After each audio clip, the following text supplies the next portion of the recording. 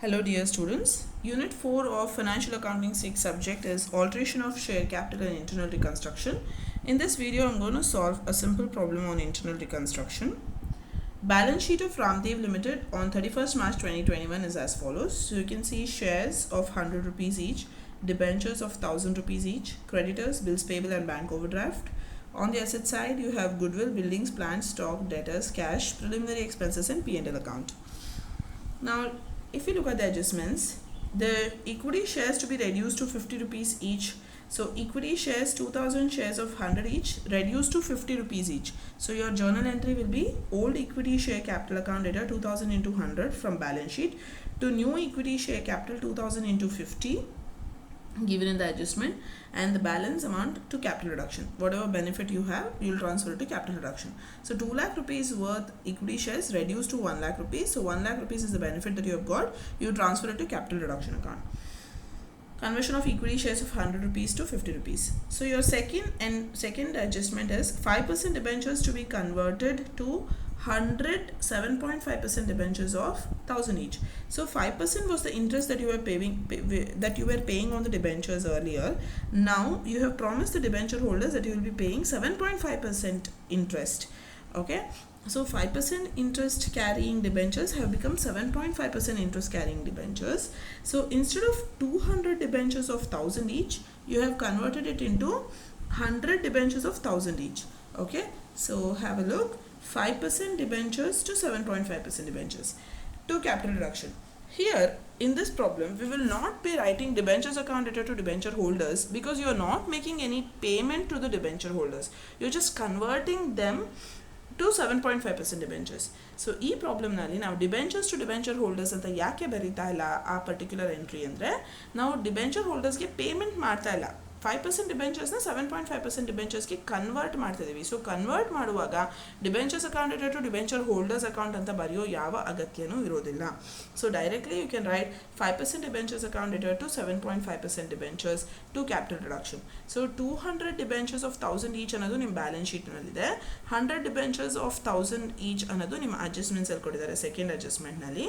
So 2 lakh rupees worth ಇರೋ debentures 1 ಲ್ಯಾಕ್ಗೆ reduce ಆಯಿತು. ಸೊ 1 ಲ್ಯಾಕ್ ರುಪೀಸ್ ಬೆನಿಫಿಟ್ನ ನೀವು capital reduction account ಗೆ ಟ್ರಾನ್ಸ್ಫರ್ ಮಾಡ್ತೀರಾ. So I hope you have understood this part.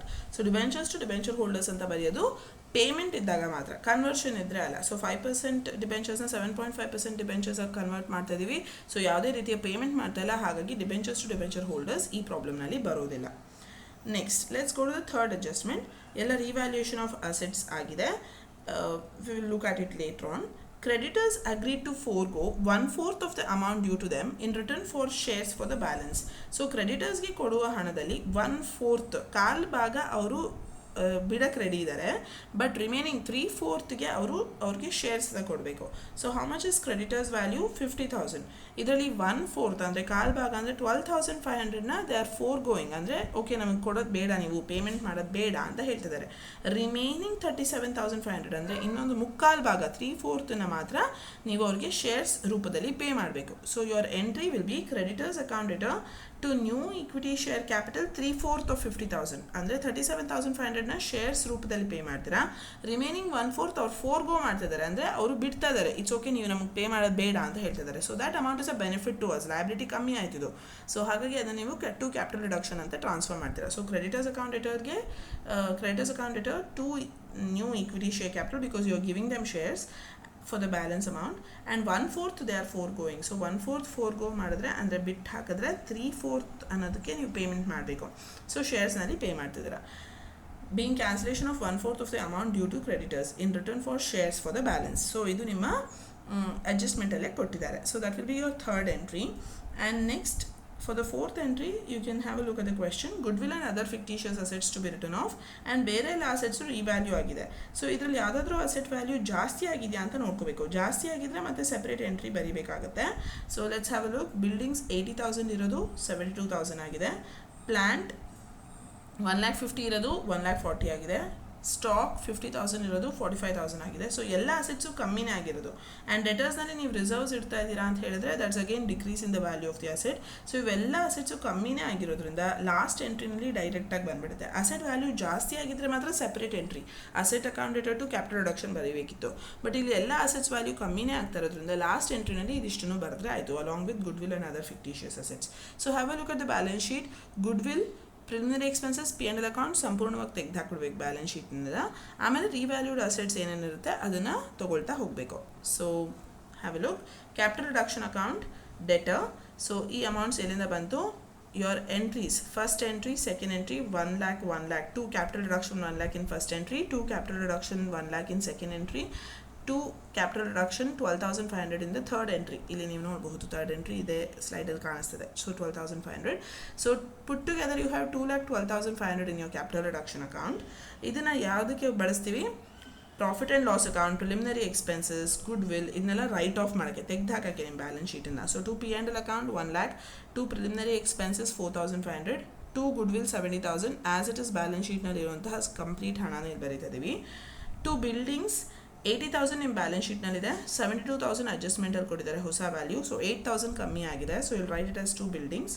To stock 50,000 ನಿಮ್ಮ balance ಶೀಟ್ನಲ್ಲಿದೆ, 45,000 ಅಡ್ಜಸ್ಟ್ಮೆಂಟ್ಸಲ್ಲಿದೆ. So 5,000 ಕಮ್ಮಿ ಆಗಿದೆ, ಅದನ್ನ ಇಲ್ಲಿ ಹಾಕ್ತಾ ಇದ್ದೀವಿ.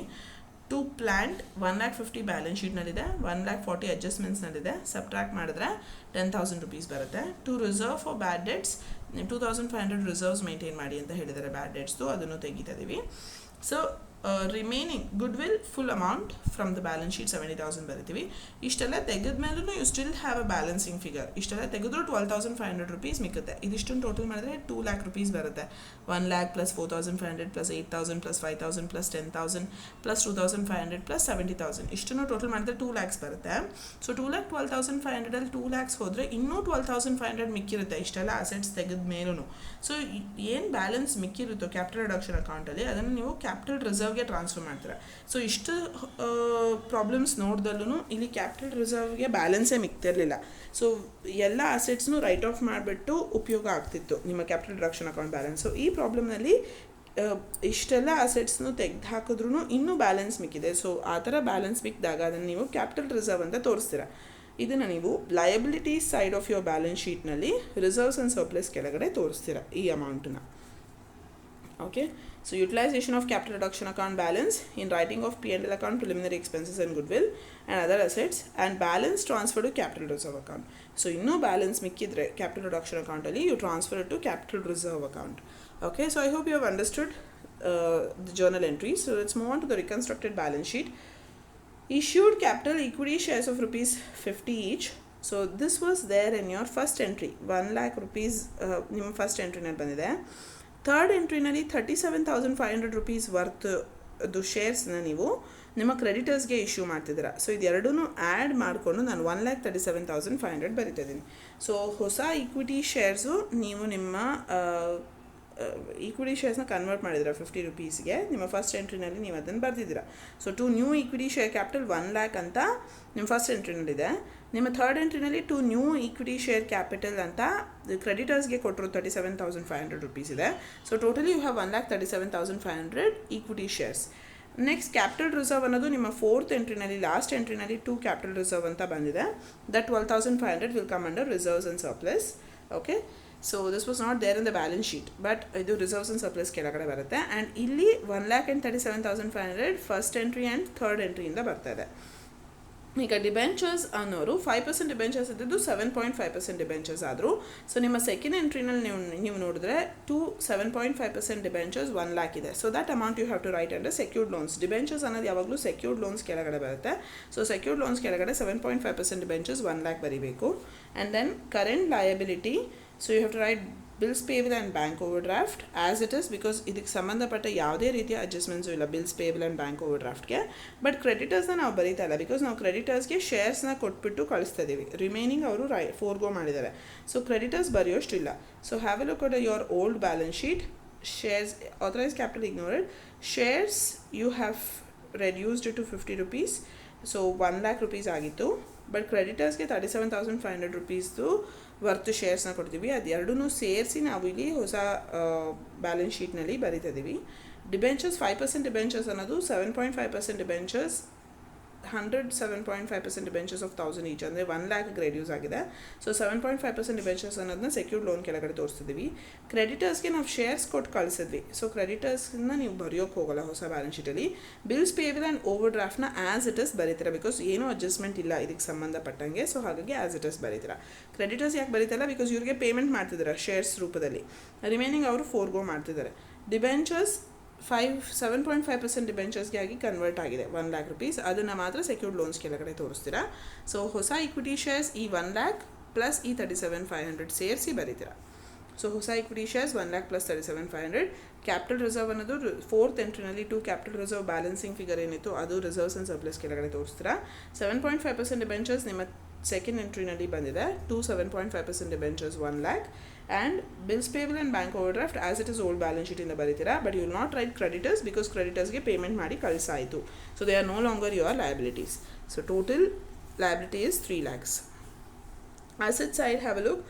ಬಿಲ್ಡಿಂಗ್ಸ್ ವೇರ್ ರಿವ್ಯಾಲ್ಯೂಡ್, ಇದೆಲ್ಲ ರಿವ್ಯಾಲ್ಯೂಡ್ ವ್ಯಾಲ್ಯೂ ಕೊಟ್ಟಿದ್ದಾರೆ ನಿಮ್ಮ ಅಡ್ಜಸ್ಟ್ಮೆಂಟ್ಸಲ್ಲಿ. ಆ್ಯಸ್ ಇಟ್ ಇಸ್ ನಾನು ರಿವ್ಯಾಲ್ಯೂಡ್ ವ್ಯಾಲ್ಯೂ ಬರ್ಕೊಂಡಿದ್ದೀನಿ. Buildings 72,000, plant 1,40,000, stock 45,000 given in the adjustments as it is. Okay, debtors 43,000 in old balance sheet alli ittu. 2,500 was reserved for bad debts. So idin subtract ಮಾಡಿ 40,500 we are writing. Cash as it is from the old balance sheet. But what happened to the rest of the assets? So have a look. Old balance sheet goodwill is removed off in your last entry. Last entry ನಲ್ಲಿ complete goodwill 70,000 ತೆಗೆದುಬಿಟ್ಟಿದ್ದೀವಿ. Buildings plant ಹೊಸ balance ಶೀಟಲ್ಲಿ ಬರೆದಿದ್ದೀವಿ. Stock, debtors and cash ಹೊಸ balance ಶೀಟ್ನಲ್ಲಿ ಬರೆದಿದ್ದೀವಿ. Revalued values.